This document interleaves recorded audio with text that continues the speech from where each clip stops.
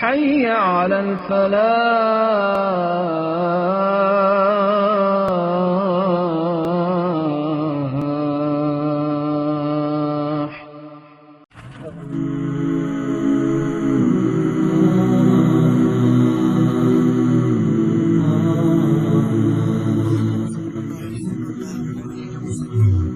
قرآن کی 99 سورہ زلزال دیکھنے میں تو صرف 8 آیات کی ہے، لیکن اس میں قیامت کے دن کی ایسی تصویر کشی کی گئی ہے جو شاید سب سے زیادہ اثر انداز ہے۔ آج اس تفصیلی گفتگو میں ہم دیکھیں گے کہ یہ مختصر سی سورہ انصاف، جواب دہی اور اصلی حقیقت کے بارے میں کتنے گہرے سبق دیتی ہے۔ اس سورہ کا جو مرکزی پیغام ہے نا، وہ بالکل صاف ہے۔ ایک دن یقیناً آنے والا ہے جب انسان کا کیا ہوا ہر عمل سامنے لایا جائے گا، یعنی مکمل حساب کتاب کا دن، جہاں کچھ بھی، بالکل کچھ بھی چھپا نہیں رہے گا۔ تو یہ سورہ 2 بنیادی چیزوں پر فوکس کرتی ہے: انصاف اور جواب دہی۔ یہ قیامت کے دن کا ایک ایسا نقشہ کھینچتی ہے جہاں ہر عمل، چاہے وہ کتنا ہی چھوٹا کیوں نہ ہو، اپنے انجام تک ضرور پہنچے گا۔ اس دن کا ایک بہت اہم پہلو ہے انڈیویجول رسپانسبلٹی۔ ہر شخص بالکل اکیلا کھڑا ہوگا، صرف اور صرف اپنے اعمال کا جواب دے۔ وہاں کوئی مدد کرنے والا، حمایت کرنے والا یا سفارش کرنے والا نہیں ہوگا۔ سورہ کی شروعات ہی ایک انتہائی ڈرمیٹک منظر سے ہوتی ہے۔ شروع کی آیات ایک ایسے واقعے کو بیان کرتی ہیں جو پوری دنیا کو ہلا کر رکھ دے گا، اور پہلے ہی لمحے سے ایک ہوبت اور سسپنس کا ماحول بنا دیتا ہے۔ سورہ شروع ہوتی ہے ان الفاظ سے: جب زمین کو زلزلہ دیا جائے گا۔ اس کا مخصوص زلزلہ، یعنی یہ کوئی عام زلزلہ نہیں ہوگا۔ اب یہاں عربک گرامر کی ایک بہت ہی دلچسپ بات ہے۔ اس کا مخصوص زلزلہ کا مطلب ہے کہ یہ پہلے سے طے شدہ، آخری اور ایسی ہلچل ہوگی جس کا ہم تصور بھی نہیں کر سکتے۔ یہ اس پورے پلانٹ کی ایک ایسی لڑکھڑاہٹ ہوگی جس کا آج ہم اندازہ نہیں لگا سکتے۔ اور پھر اس شروعاتی منظر کی کلائمیکس آیت آتی ہے، اور زمین اپنے بوجھ نکال کر باہر پھینک دے گی۔ تو زمین کے ان بوجھ سے کیا مطلب ہے؟ تفسیر کے مطابق اس میں 3 چیزیں شامل ہیں: صدیوں سے دفن مردے، چھپائے گئے خزانے، اور جرائم کے وہ تمام نشان جو مٹا دیے گئے تھے۔ سب کچھ جو بھی چھپا تھا سامنے آ جائے گا۔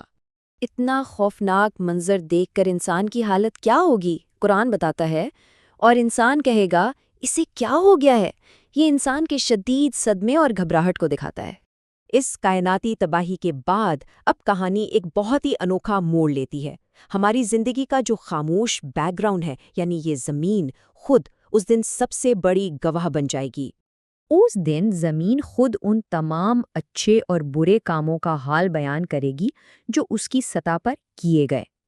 یہ ایک زبردست کانسیپٹ ہے کہ زمین انسانی تاریخ کی سب سے بڑی گواہ ہے۔ لیکن سوال یہ ہے کہ زمین گواہی دے گی کیسے؟ قرآن کہتا ہے کہ وہ اپنے رب کے حکم یا وحی سے ایسا کرے گی۔ یہاں وحی کا مطلب الہام نہیں، بلکہ ایک ڈائریکٹ اشارہ یا ہدایت ہے۔ بالکل اسی طرح جیسے ایک مجرم کے اپنے اعضاء اس کے خلاف گواہی دینے پر مجبور کیے جا سکتے ہیں، اسی طرح زمین بھی خدا کے حکم کو ماننے پر مجبور ہوگی۔ اب سورہ کا فوکس کائناتی واقعے سے ہٹ کر ہر فرد کے ذاتی انجام کی طرف جاتا ہے۔ یہاں توجہ اس پلانٹ پر ہونے والی تباہی سے ہٹ کر ہر ایک شخص کے لیے اس کے نتائج پر آ جاتی ہے۔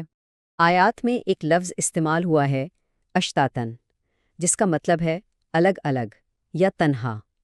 اس کا مطلب ہے کہ لوگ اپنی قبروں سے جب نکلیں گے تو ان کے ساتھ ان کا خاندان، قبیلہ، حمایتی، دنیا کی شان و شوکت یا کوئی سفارشی معبود نہیں ہوگا۔ ہر کوئی بالکل اکیلا ہوگا۔ اور پھر یہ آیات واضح کرتی ہیں کہ آخری حساب کتنا مکمل اور باریک بینی سے کیا جائے گا۔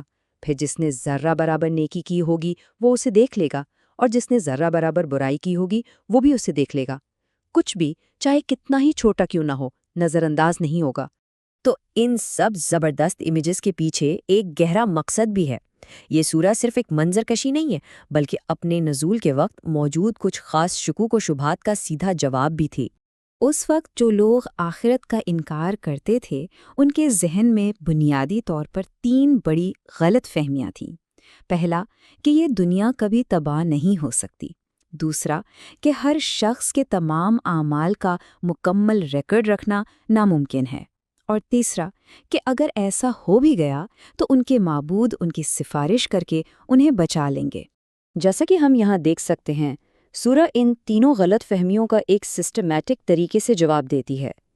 دنیا کے ناقابل تباہی ہونے کے نظریے کا جواب آخری زلزلے سے دیا گیا ہے۔ اعمال کا ریکارڈ ناممکن ہونے کے دعوے کو زمین کی گواہی سے رد کیا گیا ہے، اور سفارش کی امید کو تنہا پیش ہونے کے تصور سے ختم کر دیا گیا ہے۔ اور اس طرح ساری بات گھوم پھر کر واپس اسی ایک مرکزی خیال پر آتی ہے، یعنی انڈیویجول اکاؤنٹیبلٹی۔ اس دن ہر شخص اکیلا اپنے اعمال کا جواب دہ ہوگا۔ سورہ زلزال ہمیں یاد دلاتی ہے کہ ہمارے ہر عمل کا ایک ریکارڈ رکھا جا رہا ہے، اور ایک دن آخری انصاف ہو کر رہے گا۔ یہ ہمیں ایک گہرے سوال کے ساتھ چھوڑ جاتی ہے، اگر یہ زمین جس پر ہم چلتے ہیں خود اپنی کہانی سنانے لگے تو وہ ہمارے بارے میں کیا کہے گی؟